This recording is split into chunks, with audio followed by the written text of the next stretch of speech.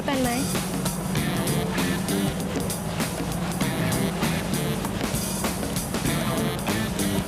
ขับรถเป็นไหม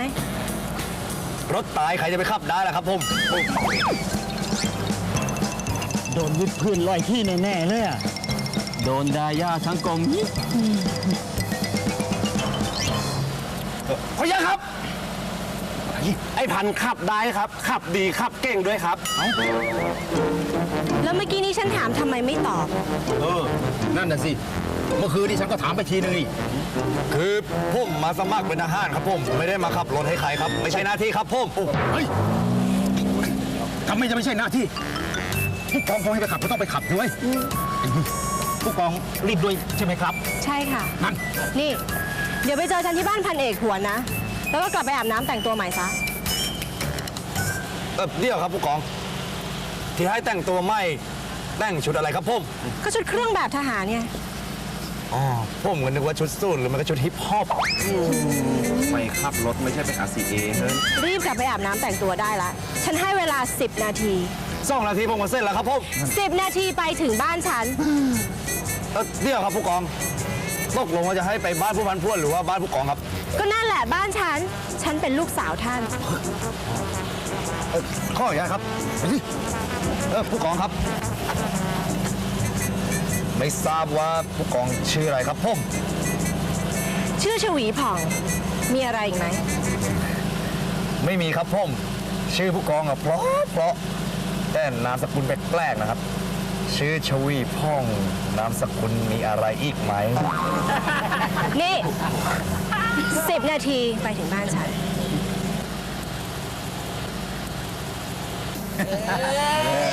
โดนครับผมผู้กองบอกให้รีบทำไมไม่รีบไปครับผมข้อใหญ่ครับไปตลอดชอบมีเพื่อนรักเลยนะโว้ยขำนะไอ้พันนี่ขำจังเลยเนาะขำมากไหมขำมากก็เอาไป50 ทียืดพื้นท่าเตรียมปฏิบัติ50 ครั้งปฏิบัติขำมากไหมทีนี้ขำไหมขำหรือยังหายขำหรือยังไม่เคยสักนิดจะอินเทรนด์ไอเราน่ะรู้เราเป็นแต่เนอแต่กับเธอหมดหัวใจให้ไปหมดแล้วถ้าเธอไม่รักก็ตามใจไม่ต้องมาแกล้งคนขับรถใหม่ยังไม่มาเลยจ๊ะอ้าวยังไม่มาอีกเหรอดีมากถ้าเช่นนั้นระหว่างรอทานข้าวต้มสักถ้วยมะไม่มีแล้วอุ้ยไม่เป็นไรค่ะคุณแม่คะหนูรีบ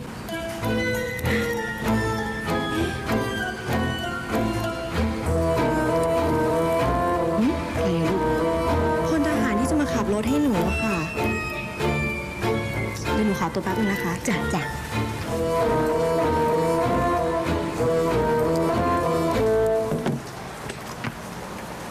นี่มาตั้งแต่เมื่อไหร่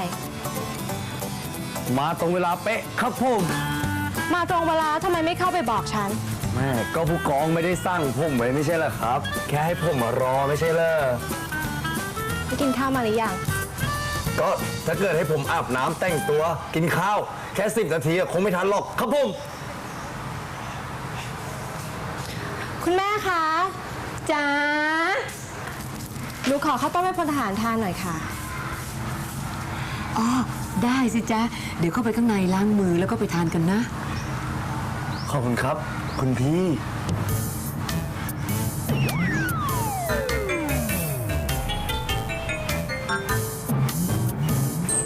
คุณแม่คะอ๋อฉันไม่ใช่พี่นะฉันเป็นคุณแม่ของผู้กองเป็นภรรยาของพันเอกผวนจ้ะอ๋อครับคุณนายแล้วเราชื่ออะไรผมชื่อพลทหารพันนสุพรรณครับผมอ๋อเหรอจ๊ะไปเร็วๆฉันรีบทานข้าวต้มกันเนี่ยขอบคุณครับจะอินเทรนด์ไอเราน่ะรู้เราเป็นแต่เนอ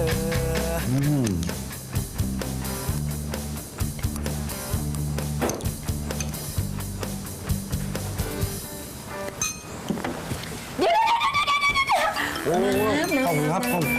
ครับโอ้ประเดี๋ยวผมไปล้างเองครับ แล้วหม้อครับหม้ออยู่ไหนครับ หม้อ ครับ ฉันจัดการเรียบร้อยแล้ว เธอเอาแค่ถ้วยไปล้างดีกว่า เร็วๆเธอท่าทางหนูอ่ะโอ้ยผู้กองอ่ะเขาจะรีบด่วนรู้ไหมจ๊ะ ครับผม จ้ะ นิดเดียวหมดซะแล้วแม่บ้านทั้งใหญ่ทั้งโตหม้อเล็กนิดเดียว จะปลูกพยาธิหรือเปล่าวันนี้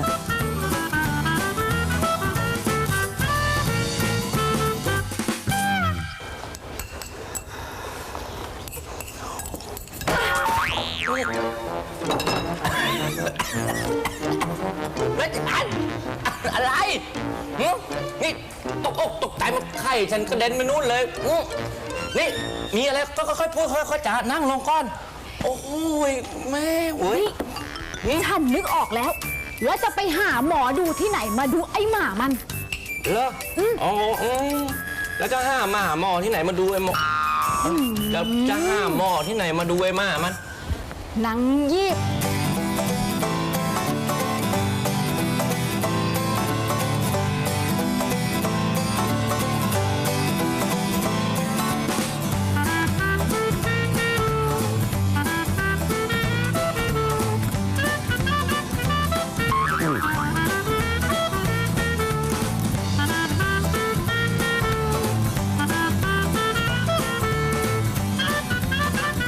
นี่ ครับผม ทำไมยังไม่ออกรถอีก แล้วผู้กองจะให้ผมเข็นไปเลยไงครับเนี่ยคันมันเล็กที่ไหนเนี่ย อ่ะ ขับรถดีๆนะจ๊ะ แม่คุณนาย ถ้ารถนี้มันยังไม่ดีอ่ะถ้าจะให้ไปเปลี่ยนอ่ะวันนี้มันคงไปไม่ทันแล้วครับ จ้างั้นตามสบายนะ ครับผม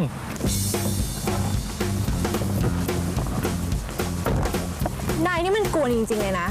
ขับรถให้ฉันไม่ต้องพูดมาก เข้าใจไหม ครับผมจะไม่พูดคำนั้นครับ คำไหน คำว่ามากนะครับ เอ๊ะ ปิดกระจกสตาร์ทรถออกเดี๋ยวนี้ ฉันรีบ ครับผม ลูกจ๋า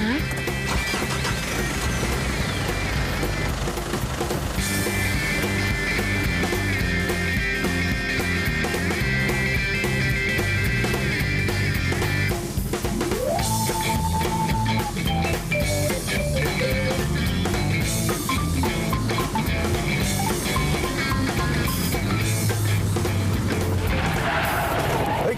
นี่ อะไรวะนะ จะเบรกทำไมอ่ะ ก็ผมเห็นตัวอะไรเมื่อกี้ครับ มันวิ่งผ่านหน้ารถไปครับผมก็เลยไม่กล้าเหยียบครับ กลัวครับ ตกใจหมดเลย แล้วทำไมยังไม่ออกรถอีก ก็ผมเห็นผู้กองกำลังเก็บข้องอยู่นี่ครับ ผมก็เลยยังไม่ออก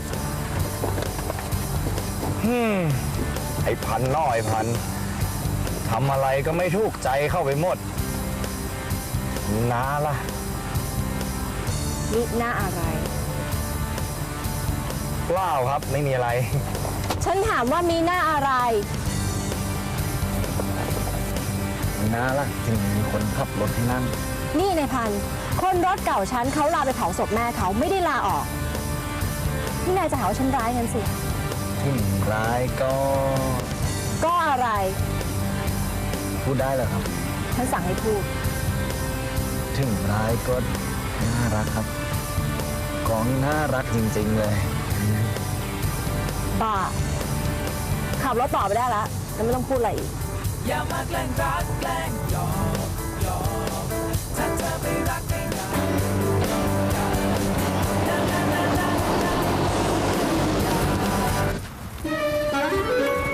นี่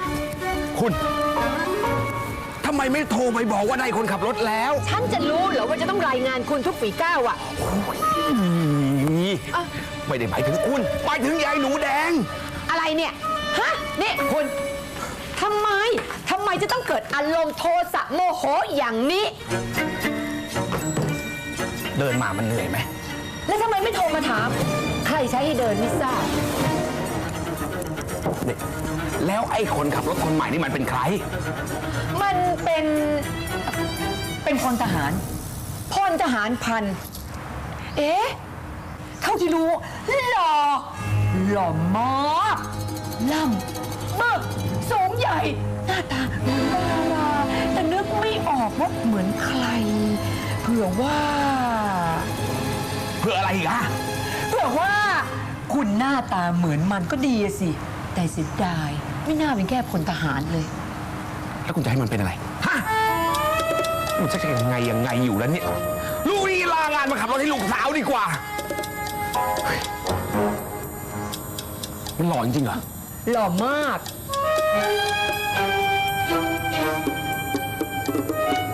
จะอินเทรนด์ไอเราน่ะรู้เราเป็นแต่เนอ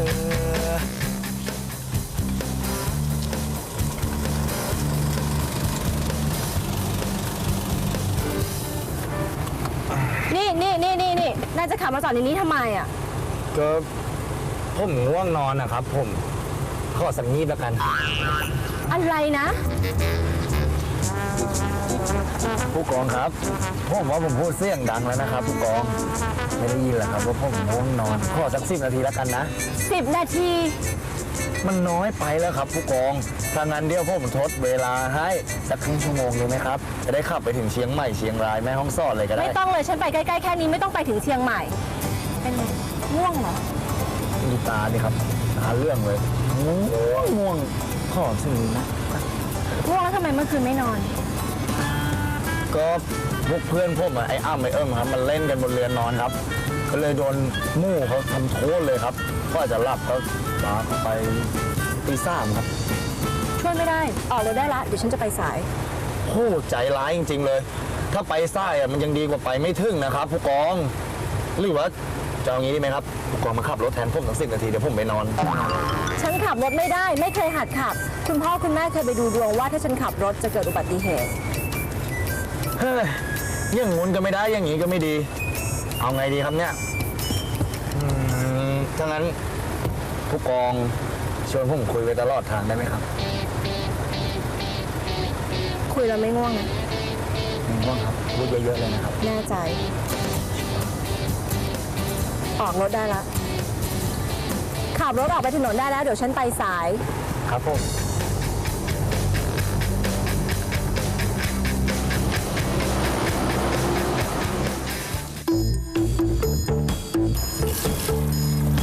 ทำไมช่วงเนี้ยผลของน้องดาหวันดูแห้งจังเลยคะ ก็พอดีว่าหวานน่ะต้องเข้าไปในกรมบ่อยๆนะคะ น้องดาหวันสมัครเป็นทหารเหรอคะ ไม่ใช่ค่ะพี่ฝ้ายแต่หวานน่ะเอาข้าวเอาน้ำไปส่งให้พี่พันธ์ต่างหากล่ะ ก็เลยต้องทนตากแดดตากลม แล้วก็ทนพวกบรรดาสายตาในหมู่นี้ด้วยอ่ะ แล้วพี่พันธุ์เนี่ยเป็นใครเหรอคะ พี่พันธ์นะคะ ก็เป็นว่าที่สามีของหวานในอนาคตไงล่ะคะ น้องดาหวันจะเอาพลทหารเป็นสามีเนี่ยนะคะ แหมพี่ฝ้ายก็พลทหารในวันนี้อาจจะเป็นนายทหารที่มียศสูงๆในวันหน้าก็ได้นะคะ ก็จริงที่น้องดาหวันพูดนะคะมีหน้าล่ะช่วงนี้ถึงเข้ามาร้านพี่บ่อยจัง ก็หวานนะไม่อยากเป็นผู้หญิงที่สวยแต่ใบหน้านี่คะผู้หญิงเราอ่ะต้องงามจรดปลายผมหวานเนี่ยจะสวยเพื่อพี่พันธ์ค่ะ อุ๊ยถ้าเกิดอย่างนั้นน่ะน้องดาหวันผสมน้ำแล้วดื่มไปเลยดีกว่าไหมคะ จริงเหรอคะพี่ฝ้ายงั้นเอาเลยดีกว่าค่ะ บ้าค่ะน้องดาหวัน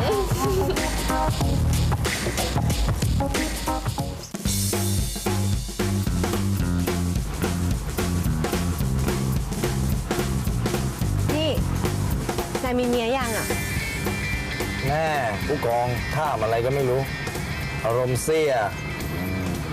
เปลี่ยนเรื่องคุยเถอะครับ เรื่องนี้ไม่สนุกหรอกครับผู้กอง มีลูกกี่คนแล้วล่ะ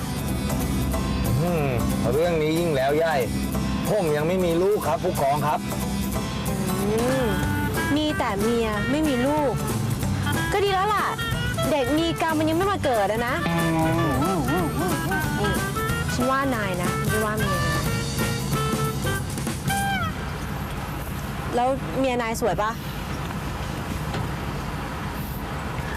สวยสิครับ ไอ้พันธุ์น่ะชอบคนสวย สวยด้วย ใจดีด้วย ไม่รวยไม่ว่าครับ ทั้งสวยทั้งใจดีอย่างนี้นายคงคิดถึงเขาแย่นะ ใครครับผม เอ้าก็เรากำลังพูดถึงเรื่องเมียนายอยู่อะนายนี่ยังไงอะ อ๋อครับเมียผมก็ผมมัวแต่มองคนสวย ผมมัวแต่มองผู้กองอยู่อะครับผมก็เลยลืมอะครับ นายพันธุ์ขับรถมองถนน ก็ผมมองอยู่เนี่ยไม่เห็นจะมีอะไรเลยครับ ถ้านายขับรถโดยไม่มองถนน ฉันจะไม่พูดด้วย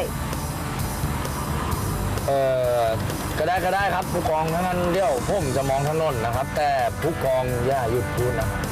เพราะเดี๋ยวผมหลับในครับพอหลับในปุ๊บ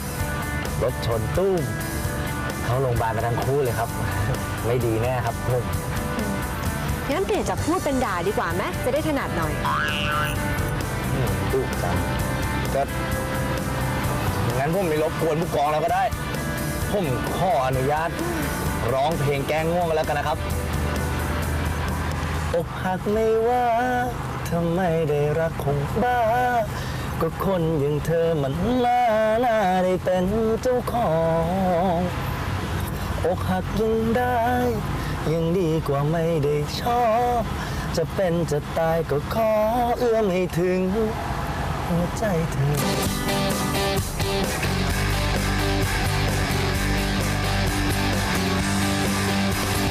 โอ้ยนางแหววทำไมมันถึงได้ร้อนนะอย่างงี้ว่านางแหววนี่นั่งรอไข่คอเขาจะเสื่อมแล้วนี่ตะคริวกินขาเขาจะถึงปากอยู่แล้วเนี่ย นั่นสิป้ากลับกันเถอะฉันหิวข้าวแล้ว ข้าก็หิว กลับไม่ได้นะคุณนายนะ ห้ามกลับนะ มีคนเขามาขอบัตรคิวนะ แล้วเห็นรอนานรอไม่ไหวนี่นะ กลับไปเนี่ยตายศพไม่สวยทุกรายเลยนะคุณนายนะ ไม่เชื่ออย่าลบหลู่นะนี่เขาเล่าขานต่อๆกันมานานเลยนะ ไอ้ข้อเท็จจริงเป็นยังไง ฉันก็ไม่รู้หรอกนะ จริงเหรอ จริงสิ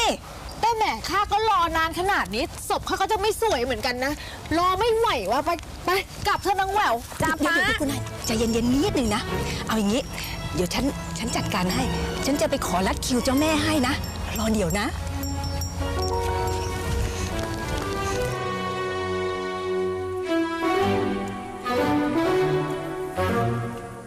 รัดคิวจะสำเร็จหรือเปล่าก็ไม่รู้ จะรออีกกี่นานแค่ไหนก็ไม่รู้ กลับเถอะนางแหวว โอ้ยแหมใจร้อนจริงๆ คุณนาย ใจเย็นๆสิ ใจน่ะไม่ได้ร้อนแต่ขาไม่ไหวแล้ว เอางี้ฉันทำสำเร็จแล้ว สำเร็จเหรอ จ้ะแต่มันต้องใช้เงินนะสิ เงินค่าอะไรวะ อ้าว ก็ค่ารัดคิวเจ้ากรรมนายเวรของคุณนายอะสิ นี่ถ้าอยากจะรีบนะ อยากจะเข้าไปหาก่อนนะ ต้องใช้เงินนะคุณนายนะ ไหนคุณนายเบอร์อะไร เบอร์ เบอร์ 8อุ้ยไม่เห็นมีใครเลยทำไมได้ทั้งเบอร์8ไม่เดี๋ยวคนนี้จะมาตอบปากฉีกเลย ไม่รู้อะไรนะเนี่ย เบอร์ 1 ถึงเบอร์ 7นั่นเข้าไปหาเจ้าแม่ตั้งนานแล้ว นี่เพิ่งผ่านไม่ได้2 เบอร์เองนะอุ้ยกว่าจะถึงคุณนายนี่เพนนั่นน่ะหรือไม่แน่ถึงเย็นนะ ฉันก็บอกไม่ได้นะ ถ้าอยากจะรีบอยากจะเข้าหาเร็วนะ คุณนายยอมจ่ายเงินสักหน่อยสินะ เชื่อฉันสินะ 8จ่ายเท่าไหร่ 5,000โธ่คุณนายทำไมตกใจขนหน้าแข้งกำนันไม่ล่วงหรอกแค่ 5,000 เอง เชื่อไหมเจ้าแม่เนี่ย ยิ่งใหญ่นะใครเดือดร้อนอะไรมานะเก่งทำได้หมดทุกอย่างเลย รับรองมีเรื่องเดือดร้อนอะไรเดี๋ยวจัดการให้นะคิดดูตัดสินใจ เอาล่ะนางแหวว จ้า ปากเองนี่หุบเอาไว้เลยไม่ต้องเพเยอออกมาเลยนะ ไม่ต้องไปบอกลุงกำนันเป็นอันขาดรู้ไหม จะป้า แต่ป้าเนี่ยต้องให้ฉันเข้าไปดูด้วยนะ ตกลงเองไปบอกแล้วกันว่าฉันรัดคิว ดีจ้ะเดี๋ยวฉันจัดการให้นะใจเย็นๆนะแป๊บเดียวเองนะ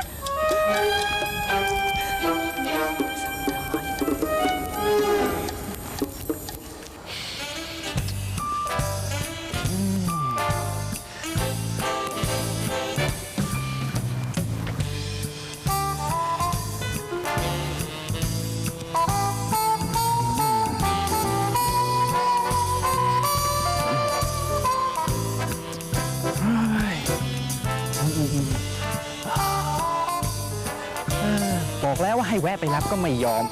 นี่ ถึงไหนแล้วก็ไม่รู้ นี่ตามมานี่กะจะมาหาเรื่องอีกเหรอ โทษที่คุณอย่าหาเรื่องได้ไหมคือเห็นกระเป๋าตังค์ผมไหมผมลืมเอาไว้อะ โน่นอยู่บนโต๊ะนู่น นั่นแหละไหนอะ นั่นไอ้เล้าใครเขาจะคิดว่าคุณจะใช้เงินล่ะ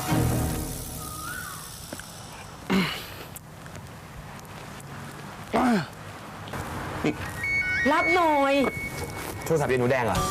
มือฉันมันเลอะคุณ แล้ว ก็ รับยังไงล่ะปุ่มมันอยู่ตรงไหนโอ้ย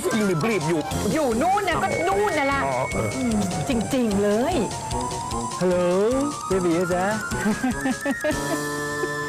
จะพูดกับใครวะ ก็พูดกับเจ้าของโทรศัพท์เบอร์นี้อะดินี่ว่าแต่ว่าแกเป็นใครฮะทำไมถึงมารับเบอร์นี้วะ ฉันก็เป็นพ่อของเจ้าของเครื่องสิวะ ใครคะ ก็ไอ้พวกโรคจิตมันโทรมากวน โอ้ยน่ากลัว ปิดเครื่องดีกว่า ปิดสิ ยังไงล่ะเนี่ย ปิดตรงนู้น มันจะไม่โทรมากวนอีกเออ ปิดตรงนู้น อ่ะ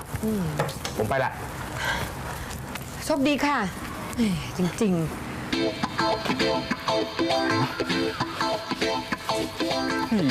กองอยู่นี่ทำไมยังไม่มาผู้ชายที่ไหนวะ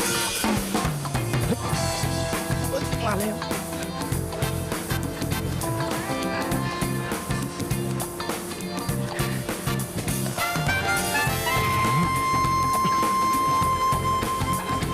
เชิญครับผู้กองครับ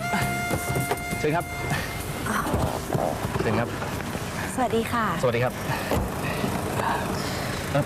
ผู้กองครับ เมื่อกี้ผมโทรไปหาผู้กองครับ ไม่รู้ว่าใครรับสายนะครับกวนประสาทผมมากเลยนะครับ ผู้กอง อ๋อ ผู้กองเปลี่ยนเบอร์ไหมครับเนี่ย เปล่านี่คะ เปล่าครับ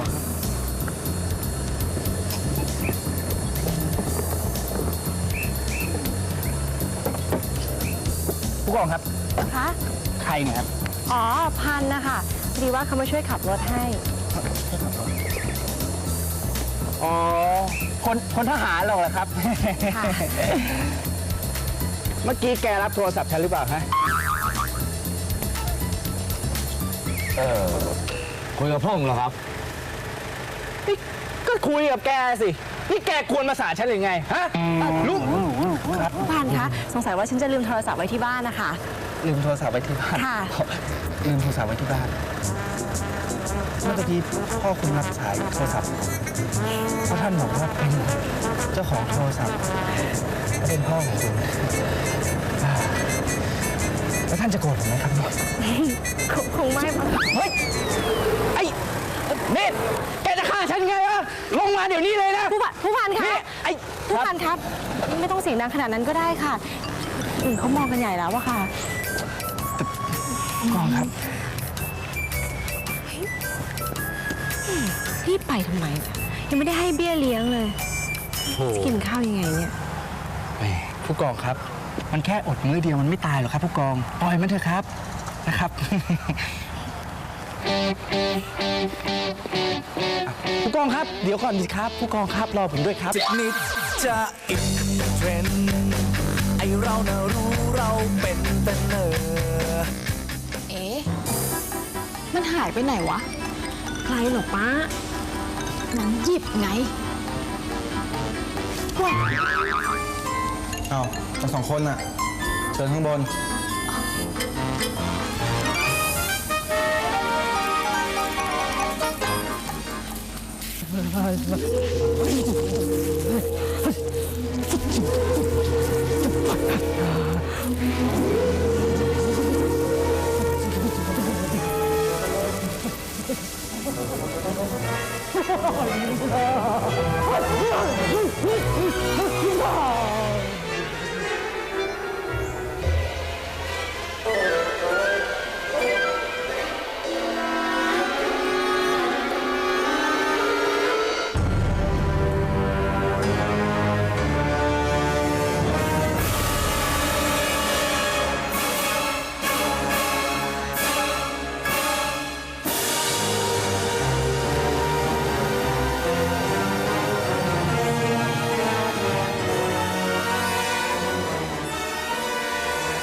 นั่งจัน เข้าไปนั่ง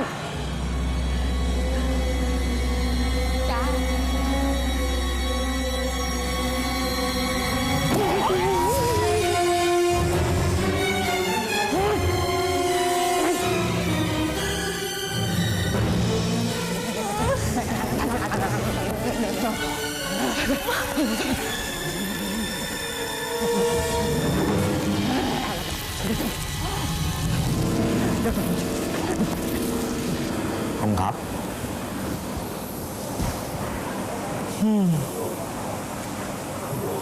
มื้อเช้า มื้อเที่ยง รวมกันหมดเลยหรือวันเนี้ยหรือว่าจะมื้อเย็นอีกช่างเถอะ กินคนเดียวก็ได้ กองเจอกิ๊กแล้วนี่ว่า พี่พันธุ์พี่พันธุ์พี่พันธุ์จริงๆด้วยอ่ะ โอ้ยพี่พันธุ์ พี่วันมาได้ไงเนี่ยแล้วไอ้เดือนน่ะ นี่ก่อนจะถามอะไรนะพี่พันธุ์ขอสิวันทำอะไรสักอย่างหนึงได้ป่ะสิวันอยากทำมานานแล้วนะได้ป่ะ อะไร ลุกขึ้นมาเร็วได้ป่ะล่ะ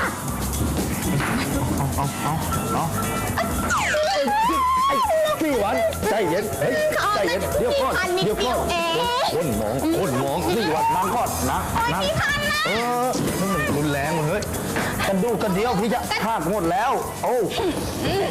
คนเข้ามองหมดแล้วแม่กระดูกกระเดียวจะหักหมดเลยเนี่ยเห็นไหม หมั่นไส้พี่พันธุ์น่ะตัวโตอย่างกระตึกทำมาเป็นกระดูกจะหักว่าแต่ตะกี้พี่พันธุ์ถามอะไรหนูเหรอ ก็ไอเดือนน่ะมาหรือเปล่า ก็เพราะพี่เดือนนั่นแหละทำให้หนูเลยต้องมาอยู่ที่นี่ พี่เดือนน่ะเขามาเป็นผู้ช่วยผู้จัดการโรงแรมที่นี่ พอหาแม่ครัวไม่ได้นะ ก็เลยดึงหนูมา นี่ผ่านไปตั้ง3 เดือนแล้วยังหาคนทำแทนไม่ได้เลย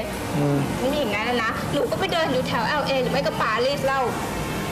ก็เอานะขี้บ่นจะไปเดินหรือว่าจะไปเรียนน่ะมันก็ดีหมดแหละไอเดือนน่ะมันคงเป็นห่วง4 วันไม่มีอะไรหรอกนะ เป็นห่วงหรือหลอกใช้หนูอะสิเนี่ยเงินเดือนหนูนะพี่เดือนเขาก็เก็บหมดเลย ว่าแต่พี่พันธุ์แหละมาทำอะไรที่นี่เหรอจ๊ะ จุ้งเรื่องผู้ใหญ่เป็นเด็กเป็นเล็กท่ามไม่รู้เรื่อง รู้แล้วพี่พันธุ์ปลอมตัวมาเป็นทหารโอ๊ยพี่พันธุ์เท่จังเลยพี่พันธุ์ขอบเตือน เฮ้ยไม่ได้ปลอมเป็นจริงๆบ้าเลย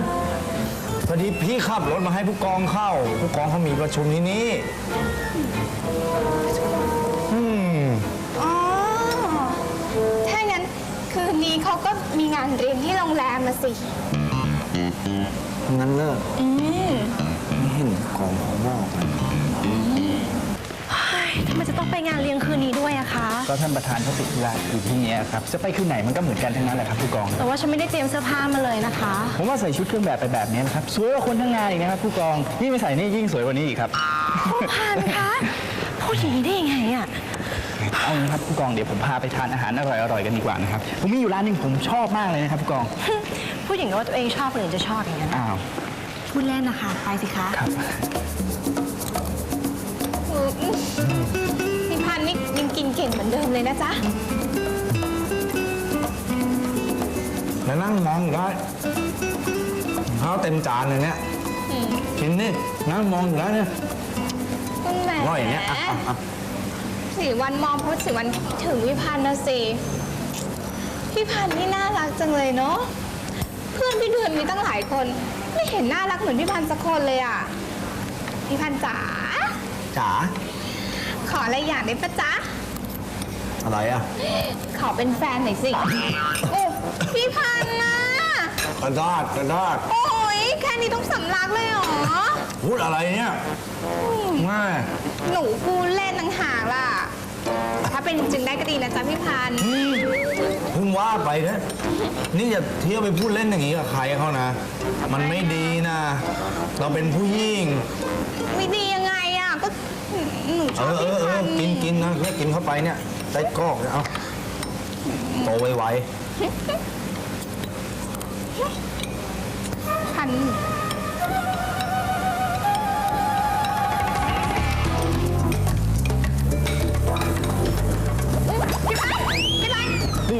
ที่วันได้ก่อนได้ได้ก่อนเดี๋ยววันพรุ่งนี้มาเดี๋ยวเจอกันแล้วเดี๋ยวเอาเงิน ไปไหน ให้ ไปไหนจะ ปวด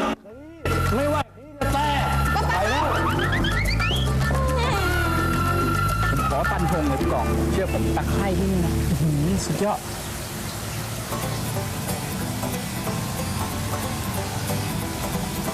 มีอะไรครับ นี่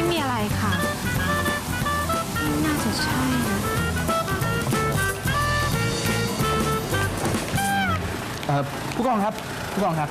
เดี๋ยวผู้กองไปกับผมก่อนก็ได้นะครับไปดื่มกันสักชั่วโมง2 ชั่วโมงแล้วไปงานทีหลังก็ยังทันนะครับผู้กอง ไม่เป็นไรค่ะ เดี๋ยวไปเจอกันที่นู่นเลยนะคะ สวัสดีครับ ผู้กองครับแหมเดี๋ยวสิครับผู้กองแหมแค่ โทษครับโทษครับท่านไม่ได้ตั้งใจครับ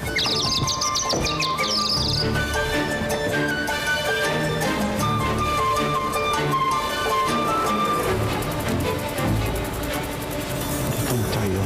มันจงใจแน่ๆเลยเกลียดหน้าไอ้หมอนี่จริงๆเลย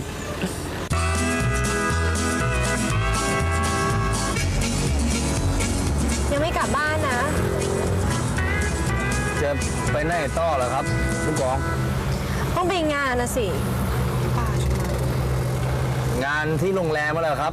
พี่นายรู้ได้ยังไงอะขนาดฉันยังเพิ่งรู้ตอนพักเที่ยงเอง คือก็ผมได้ยินคนที่เข้าร่วมประชุมกับผู้กองอะครับเขาพูดกันนะครับ นี่ช่วยหาร้านเสื้อดีๆให้สักหน่อยสิ มีไหมถ้าไม่มีก็ไปตามห้างก็ได้ จะหาซื้อชุดใส่ไปงานเหรอครับผม ก็ใช่อะสิ แต่งชุดเครื่องแบบมันทั้งวันเล่าเหม็นจะตาย ผมไม่เห็นได้กินเลยหอมออก นี่ไม่ต้องมาวิจารณ์ฉัน ไม่วิจารณ์ก็ได้ครับ แต่ขออนุญาตครับ ขอแนะนำสักนิดหนึงได้ไหมครับผมคือผมมีร้านเสื้อดีๆสวยๆจะแนะนำผู้กองครับ ผมว่ามันน่าจะเหมาะกับผู้กองอะครับผม แล้วนายรู้เหรอว่าอะไรที่เหมาะกับฉัน ยิ้มทำไม เปล่าครับไอ้น้ำดุด้วย นายแน่ใจหรือเปล่าอะอย่าทำให้ฉันต้องเสียเวลานะ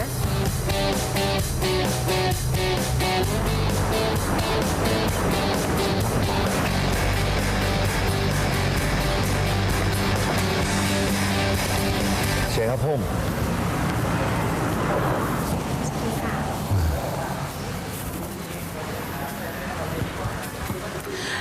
ตายแล้ว คุณพันธุ์คุณพันธุ์มาตัดชุดวิวาเหรอคะ อ๋อพูดอะไรอย่างนั้น เปล่าครับไม่ได้มาตัดครับ ว่าแต่คุณรัตนาชาติอยู่ป่ะครับคุณชิว อ๋อ คุณรัฐทำเสื้ออยู่ข้างบนค่ะ อ๋อดีเลยครับทางนั้นเดี๋ยวรบกวนพาผู้หญิงเขาไปหน่อยนะครับ ค่ะ แป๊บหนึ่งนะครับผู้กองครับผม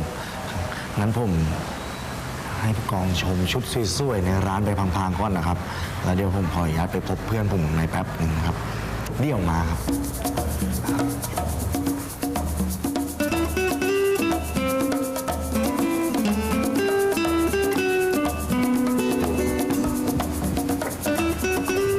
แฟนคุณพันธุ์เนี่ยเป็นผู้กองเหรอคะ แล้วทำไมคุณพันธุ์ถึงเป็นแค่พลทหารล่ะคะ ไปแล้วครับช่างมันเถอะช่างมันเถอะ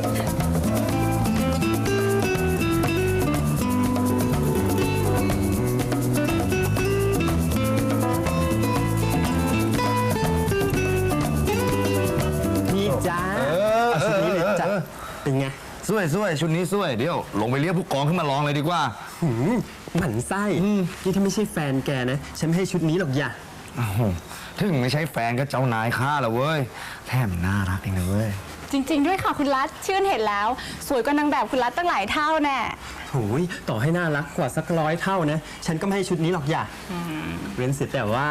เจ้าพันธุ์เนี่ย มันจะยอมรับว่าเป็นคนพิเศษของมัน ไงว่าไง เสียงดังไปเด็กโดนสร้างข้างไม่แย่เลย นี่แกลงทุนเป็นพลทหารเนี่ย เพื่อจะพิชิตหัวใจรักของผู้กองยอดรักของแกเฉลยยะอีบ้า จริง ๆ ด้วยใช่ไหมคะคุณพันธุ์ไอกระบวนการทำพิลึกกึกกือเนี่ยคุณพันธุ์ถนัดนักแหละใช่ไหมคะ เอาเถอะลงไปเรียกผู้กองมาลองชุดนั้นเนี่ยสวยดีสไตล์เนี่ยอย่าคิดแพงนะ โอ้ยถ้าใส่ได้นะยะ ฉันไม่คิดสักบาทเลยยะ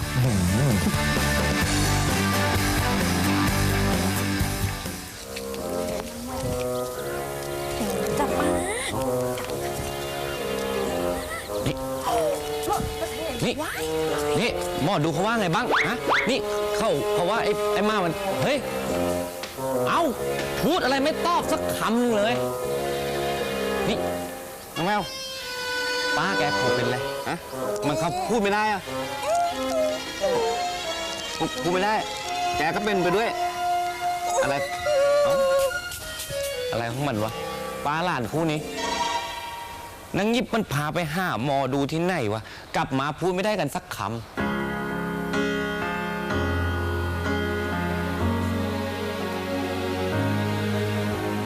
She may be the face I can't forget, a trace of pleasure or regret, maybe my treasure or the price I have to pay. She may be the song the summer sings, maybe the chill the autumn brings, maybe 100